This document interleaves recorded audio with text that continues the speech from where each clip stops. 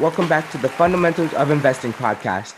We will be continuing our conversation from last week with Mr. Dennis McKesey. With that said, X, take it away. What is it like working with all those kind of people like Dame Dash, like Kanye West, and all those other people?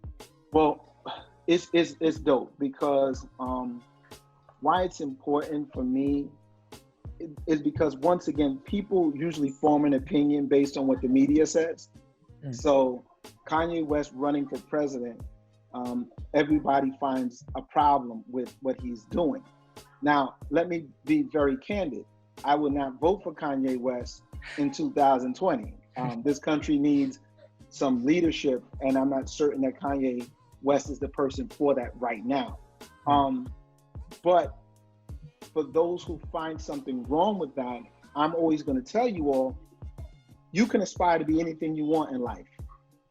You can aspire to be anything you want in life. And as I grew up, and I know as Kanye grew up, and as Dame grew up, and everybody, your parents grew up, people were telling us that we could do anything. We can be the president of the United States. Somebody told Barack Obama he could be the president of the United States. And if he didn't believe that, then we would have never had our first Black president. So in working with these type of people, you get to see who they are as people.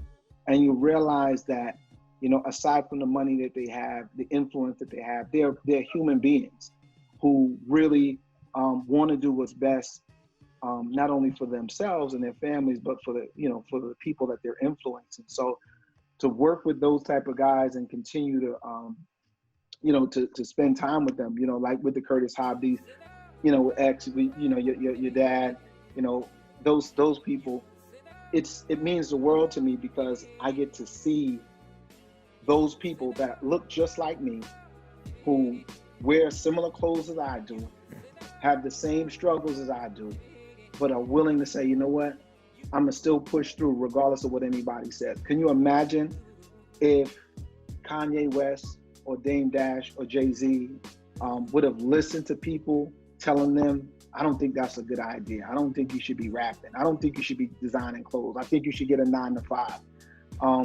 You could just imagine how complicated life would be for them. So I applaud people like that, but sometimes you have to go and see it for yourself. Sometimes you gotta, whether it's going and sit down and talking to them, or sending them a DM message or a tweet or something like that they may eventually open and say, you know what, thanks Ryan, thanks Xavier, thank you. I wasn't even thinking about that type of thing. So I just feel that it's important for us to be less judgmental of people who are in the spotlight and become more understanding of the fact that they are doing the things that they want to do in life. And that's something that we should celebrate. We should celebrate anybody who gets up in the morning and does what he or she wants to do. Amen. True. Yeah, definitely speaking facts. Yeah, now, and so, so let me just get back to something else I wanted to again share with you all. Is again, I know you all will be talking to multiple people, including, people around investments, things like that. If there's one thing that I can tell you all to do that my dad and mom never told me to do, but I kind of, as I grew older, I understood the importance of it. Do me a favor. There's 3 numbers that are very important in your lives, and that's your FICO score for your credit. Understand your credit, guys. Please do not run from credit. Do not run from credit, because oftentimes, especially in the Black community, we've often been told, nah, don't mess with no credit cards. No, don't do this, don't do that. No, what I'm telling you all to do is to educate yourself around credit so that you can afford yourself opportunities that money can't actually give you. So when people buy houses, they don't usually have $500,000 in cash to buy the house. How do you think they buy the house? Loan, like a good credit. Not just credit, Ryan. Good credit. You know what I'm saying? And when you buy a car, again, you can go spend $100,000 on a Benz, but good credit will allow you to be able to go finance that car or lease that car and continue to do that. You can be in a fly new whip every 3 years if you want to lease it, but again, it requires good credit. So I'm going to stress to you all the importance of it. These 3 companies that you see behind me or above my head right now are companies that I have business credit for. So literally I can, because of my good personal credit and good history with my business credit, I can take these companies and go get credit to go start other businesses. And no money's coming out my pocket. So I'm pushing you all to understand that. Look into credit, look into business credit, and understand that most people who got anything in this world got it through credit. When you look at the buildings around you, somebody bought that with credit. Most people didn't buy a building for $1 million or $2 million or $5 million. No, they financed it. They went to the bank and asked the bank, can I borrow $5 million because I want to, I want to buy this commercial property. And the bank says, okay, let me pull up your information. Let me look at your FICO score. Let me look at your credit. Oh, wow, Ryan, I'm really impressed by this. Okay, sure. All I need is a few more documents from you and the loan is yours. That's important. So I'm telling people, when you want to be pandemic proof, make sure your credit is tight. Because when people lose their jobs, if you play the credit game correctly, you can survive anything. And that's the biggest thing. Remember, the moment you spend $1, it's gone. The moment you spend $1 on a credit card and you pay it back off, guess what you got? That $1 again. So money in itself isn't going to solve the problems, but having great credit will most certainly give you all an opportunity to do things and see things and to go places that the average person who doesn't have money can't really do. And that's crazy because we don't learn about credit in school, and you're telling us about it, and it's so important, and they just don't teach us about it in most schools. Well, Ryan, the reason for it being is I think people remember the world is built on bad credit. So bad credit means high interest. High interest means more money out of your pocket. So when you look around, if I told you to stand in your community, go to the top, go to the highest building that you can and look out around you. All of those new buildings and all of that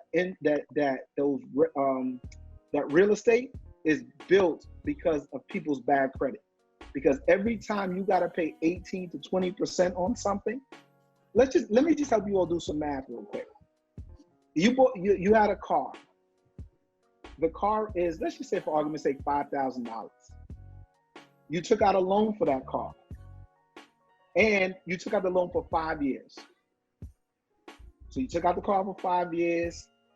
You got 20% interest rate. So let's look at it this way. So 5,000 times 0.20%. Does anybody know what that is? You can pull out your calculator if you need it. $5,000 times 0.20. That's 20%. Anybody got a number? 1,000. Huh? 1,000. 1,000. Is he right, Ryan and Ryan?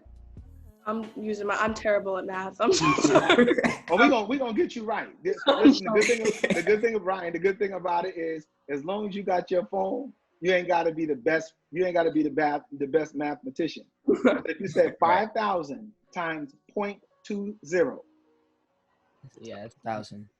1,000, right? So you're paying $5,000. I mean, you're paying $1,000 interest on that $5,000 car, correct?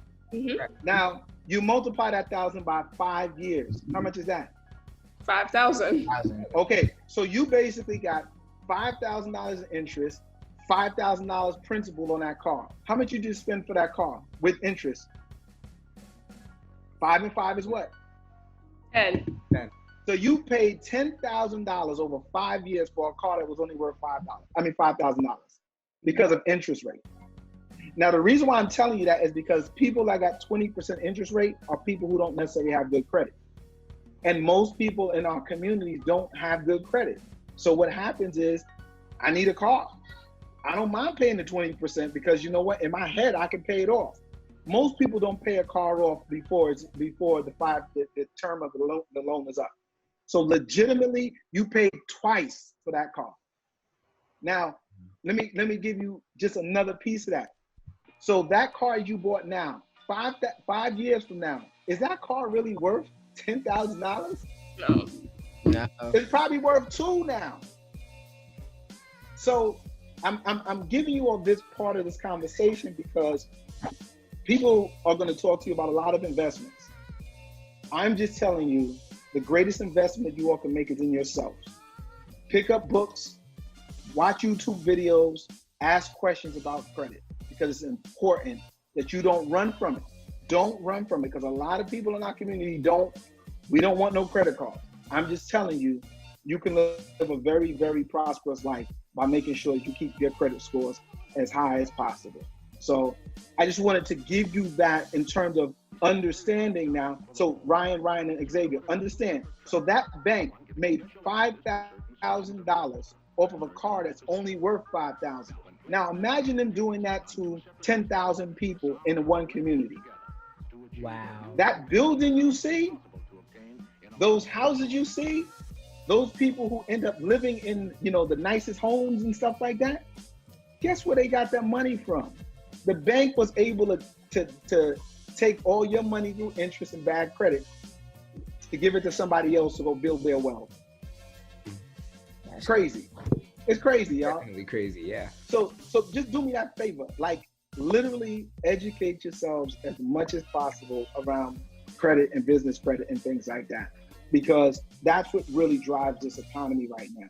The dollar doesn't have quite as much value anymore. But credit is something that you're going to need for the rest of your life. So you might as well start strong. Because I'm going to tell you, those of you, anybody in college here? No. So let me tell you what's going to happen. Your first year in college, when you eventually go to the cafeteria to go get something to eat, there's going to be a table set up right outside the cafeteria with a person who's going to be offering you credit cards. And those of us who ain't got no money in our pocket, somebody offering us $2,000 on a credit card, I'm taking it.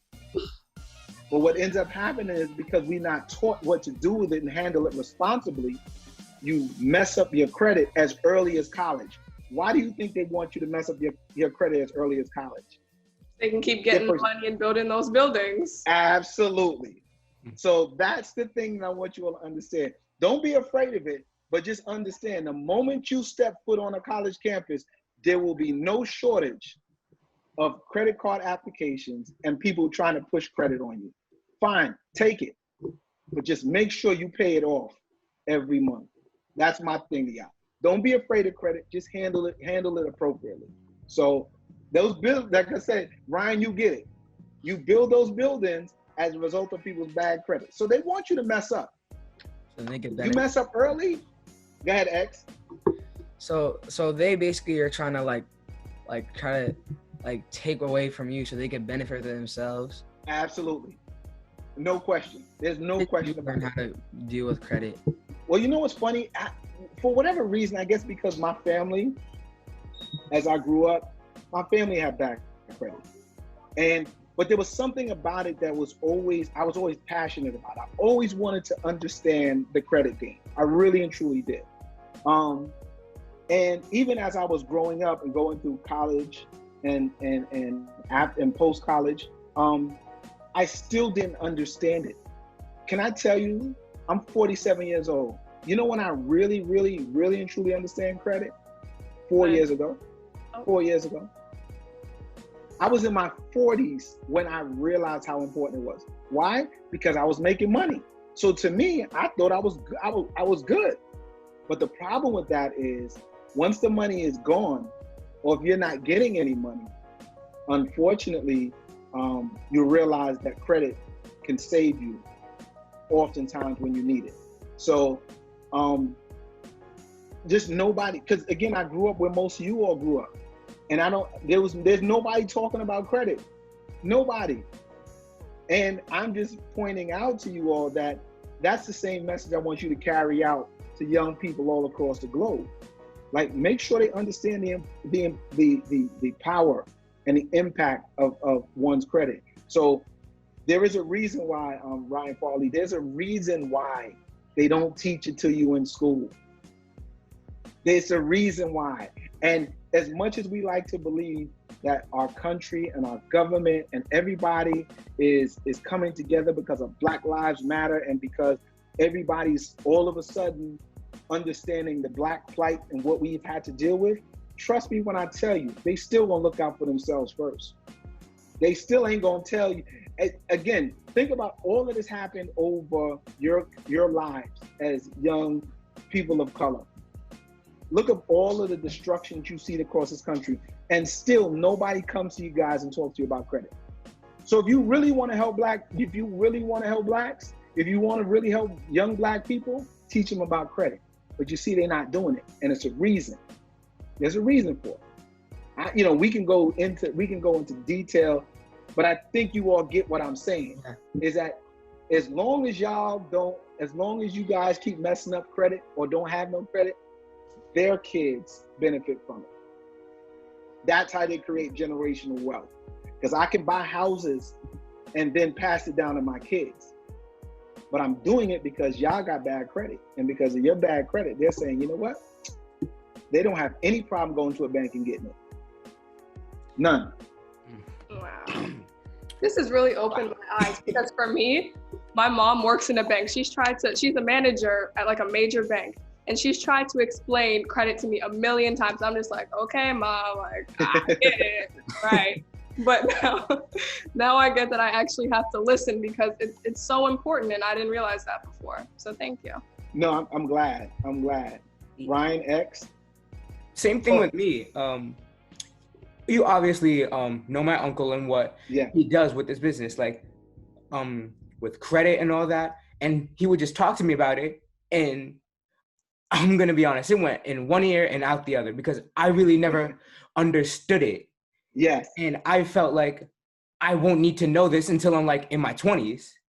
And now it's just starting to hit me that I need to learn this as soon as possible for my future. Absolutely. Mm-hmm. X? Well, I really agree with them because my dad tried to explain credit to me and I was really not paying attention. But now I'm starting to understand that it's like really important. I can't procrastinate and wait for the future because it's going to come up really fast. Because I still cannot really tell the difference between a credit and a debit card. So I don't think that's good. I need to start learning about that stuff so then I can benefit in the future. Well, let me break it down to you as easy as possible. A debit card is just a plastic, piece. It's just a dollar or just dollars in a plastic in a plastic form, mm-hmm. which means the same thing. If you spend that dollar, you don't get it back. If you use your debit card, that money you don't get back. With a credit card, you spend $10, you pay the $10 off at the end of the month, you got that same $10. And then, you understand, X? What are you saying? What are you thinking? I'm trying to process it a little bit. So think about it, X. If you gave me $1 right now, mm-hmm. you don't have that dollar anymore. No, it's gone. It's gone. But now, you use your credit card and you pay me $1. Once I give you that dollar back, because I'm the creditor, I give you that dollar back because you spent it and you paid it back. Now you still got that dollar on the card. Whereas if you got $1 on a debit card, once you use that dollar, it's gone. Mm-hmm. So I have a question based off that. Yeah. So if you have a credit card, can you basically get like a $50,000 car and then and they give you $50,000 back? Is that how it works? You got to remember, you got to pay it back. Yeah. With a credit card. Back eventually. Yeah. So whatever with a credit card, no matter what you spend, you pay it back. The problem with a debit card or with cash, you don't have that option because once you spent it, it's gone. Yeah. Is there a certain time limit you have to pay it back, or it has to be? Yeah. So usually most people, I would always recommend young people, try to pay your bills every month. So if you use $100 on your credit card, try to pay it off at the end of the month because they give you a statement, and the statement tells you when it's due. When it's due, if it says, Xavier, $100 is due on August 15th, make sure you pay it back by August 15th. The good thing about it is once you pay it, now you basically replenish that credit card. that money you just paid goes back on the credit card. Whereas the debit card is a little bit more complicated. You know, once it's gone, it's gone. Mm-hmm. Okay. So me personally, I don't have a debit card in my wallet. Haven't in a long time. I literally can walk around with money in my pocket, and I very seldom ever use it because every place takes credit card. Let me tell you why I use a credit card. Because the credit card can also help you in, there's different credit cards, which means they give you rewards and things like that. So they give you rewards to spend on a credit card, but they give you that not necessarily to give you the reward, but to hope that you mess up. So they hope you're gonna mess up. So if you mess up, now you owe them interest. Same thing we talked about with the car. So it is advisable for you all to continue those conversations with your parents and do your best to possibly get a credit card or anything like that. Maybe if your parents have credit cards, they can actually get you as in what they call an authorized user. They can get a credit card with your names on it. And with that, you can actually say, you know, let's say, for example, you had to go and buy, a Metro card. Use the credit card, swipe it. But the reality of it is, you need to get in the habit of using it now. I don't want you to wait, Ryan Hobby, I don't want you to wait until you're in your 20s, because you need to learn it now. So you might just have to ask your parents, do me a favor, mom, dad, uncle, can you put me on one of your credit cards as an authorized user so that you can feel it in your hand? I would rather you all make mistakes now than to make the mistakes later. That may cost you, because do you know, and I know your parents could tell you this, your family could tell you, do you know when they hire you for a job now, they look at your credit? Really? So if you have a poor credit score, what message are you sending to your potential employer? That you don't really know how to handle your money. Absolutely, you're irresponsible. Mm-hmm. You got to think about it. In a bank. So if you try to apply to work in a bank, they pull your credit. So let's just think, don't think too deep into this. If you got bad credit and a bank hires you, what does the bank possibly stand a chance of happening? Stealing your money. There you go. The bank is going to say, this dude got bad credit. He can't handle money properly. So what I'm going to do is I'm going to reject his application, because you know what? When he gets thirsty enough, he's going to go and find a way to try to rob the bank. Right now, to get in most houses or apartments, believe it or not, people check your credit. Why do you think they check your credit before they give you an apartment? I see if they could take advantage of you. That's partly correct, X. Who else? Why do you think the landlord checks your credit before they give you a house, or an apartment? I'm stuck. All right, so let me help you. Let me help you. The reason why is because they need to get their rent. Oh, if you're irresponsible with money, why would I let you come live in my house when you can't even handle your own business? Because see, as a landlord, I need your rent to pay the mortgage. So if you got bad credit and you're irresponsible, why would I put myself in that situation? Good point. So remember, the credit score shows responsibility. It shows people who are trying to give you money that you can handle it and that you won't run off. Talk to your parents. They'll tell you there are people who go months and don't pay rent. That's bad.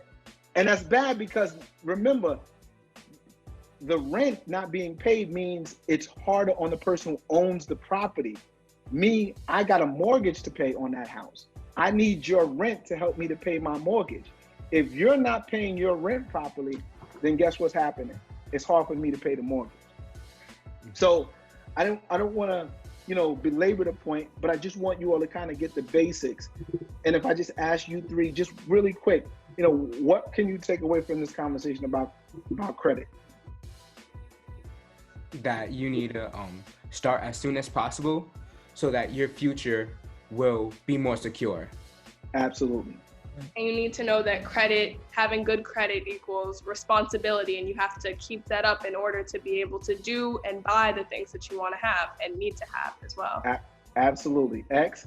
Yeah, I agree with Ryan Hobdy when he was saying we need to like start off sooner than later because it could affect us in the future, and we have to be more responsible with it just in case certain people want to try to like finesse us, or like when we're applying for a job, we have to have good credit or else they might not hire us, or they might like not let us buy the house because they don't trust that we're going to pay them back. Absolutely. So when you all asked the question earlier about effective leadership, and I will tell you how I'm replicating myself. So I basically replicated myself through 3 of you just now and told you how important this is. So now you all got to go out and replicate yourselves through your friends and your loved ones as well, who may not be as understanding about credit. But it's important that you all read up as much as possible on it, watch as many YouTube videos as possible, and watch what happens. Again, you can go on Instagram and just type in credit repair or credit and just look at the number of things that have come up. Follow people who are giving advice around credit, you know? So I definitely hope that you all learned something there. And again, I'm an example of somebody who went through the bad credit situation and didn't realize until much older how it can stifle you and help prevent you from getting to places that you want to get to. But again, that was a lesson learned, and that, like I said, I would rather you all learn it now than to be learning it when you're 40. Bless you, learning when you're 40-something years old. Thank you. Thank you. All right. I think that's the last of our questions. Yep. So thank you so much for joining us. It was so nice talking to you. My pleasure. And I look forward to doing it again real soon. Of course. Mm-hmm. Definitely. All right. You guys be safe and we'll talk soon, okay? All right. Thank you. All right. Thanks. All right. Take care. You too. All right. Bye-bye. Bye. I think I can speak for everyone when I say that was very educational, and it was really good to talk with Mr. McKesey. He's a great guy. Yes, I 100% agree. What he was saying, all the advice that he was giving us can definitely be used no matter where you're going in life. The importance of credit and using that credit to buy your house, and that will just stick with us for a long time. Yeah, and about never giving up and being a role model and all those kinds of things. What about you, X? What you learn? Yeah, and about starting our stuff early now, so we're not procrastinating for the future, so we can get it done. Yep, definitely. All right, thank you everybody for watching. This has been the Fundamentals of Investing. Bye. Bye. This podcast is brought to you by Hailstorm LLC, produced by Jalen Hobby.